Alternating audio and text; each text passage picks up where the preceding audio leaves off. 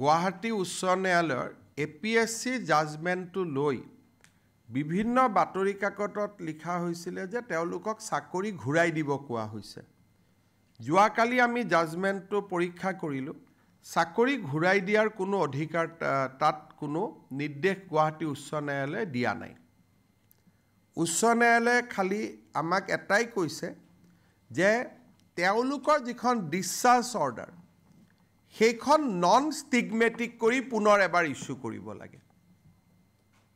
তাৰমানে যি আগতে ডিসচাৰ্জ অৰ্ডাৰটোত APSCৰ কথা লিখা হৈছিল, হাইকোৰ্টে ইমানে কৈছে যে আপোনালোকে সেইবোৰ একো নিলিখিব, সিম্পলিচিটাৰ ডিসচাৰ্জ অৰ্ডাৰ দিয়ক যাতে মানুহকেইজনে ভৱিষ্যতে কৰবাত কাম কাজ পোৱাত অসুবিধা নহয়। তো ষ্টিগমেটিক ডিসচাৰ্জ অৰ্ডাৰৰ জাগাত সিম্পলিচিটাৰ ডিসচাৰ্জ অৰ্ডাৰ দিব কৈছে। গতিকে বাতৰি কাকতত যি ধৰণে কথা ওলাইছিল যে চাকৰি ঘূৰাই দিব কোৱা হৈছে, খালি অসম পুলিচত যিখিনি মানুহ আছিলে ACS টেক্স এইখিনিত তেওঁলোকে কৈছে যে ডিসচাৰ্জ অৰ্ডাৰখন ৰিপ্লেচ কৰি দিয়ক, কিন্তু APSCৰ খিনিক তেওঁলোকে কৈছে যে আপোনালোকে চাকৰিত লৈ 3 মাহত ডিপি কৰি আকৌ চাকৰিকেইটাক খেদে ৰাখে আপোনালোকে সিদ্ধান্ত লওক। গতিকে জাজমেণ্টটো পঢ়ি আমি এতিয়াও তাক পৰীক্ষা কৰি আছোঁ যে অন্তত APSC পাৰ্টটোৰ কাৰণে আমি সুপ্ৰিম কোৰ্টত যাওঁ নেকি।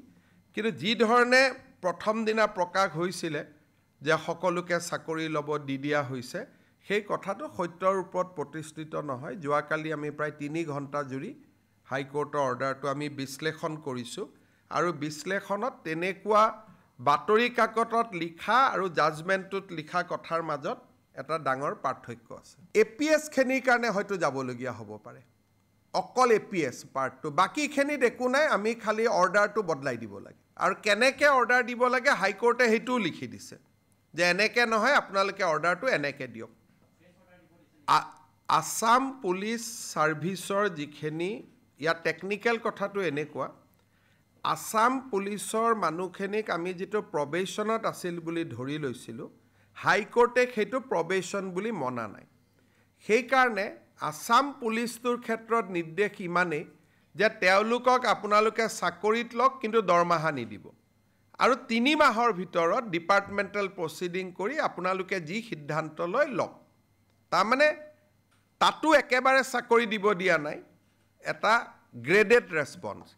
কিন্তু ACS টেক্স DTO এইবিলাকৰ ক্ষেত্ৰত কৈছে যে বৰখাস্তকৰণৰ আদেশখন খালি বদলাই দিয়ক, সেই পুৰণাখন উদ্ৰ কৰি লওক, নতুন এখন দিয়ক।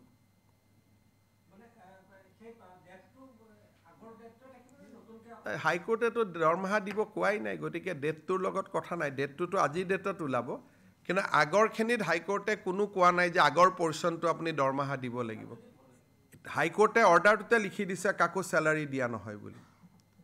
জাজজনে হাইকোৰ্টৰ ডিভিজন বেঞ্চে লগতে লিখি দিছে যে পুৰণা দৰমহা কাকো দিয়া নহ'ব।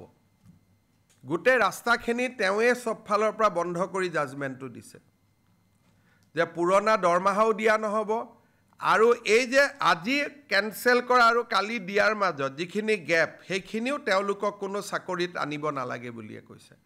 কিন্তু তথাপিতো APS আসাম পুলিচ ছাৰ্ভিচৰ কাৰণে হয়তো আমি সুপ্ৰিম কোৰ্ট যাবলগীয়া হ'ব পাৰে। আমি এইখিনিক বিচাৰ বিবেচনা কৰি আছোঁ।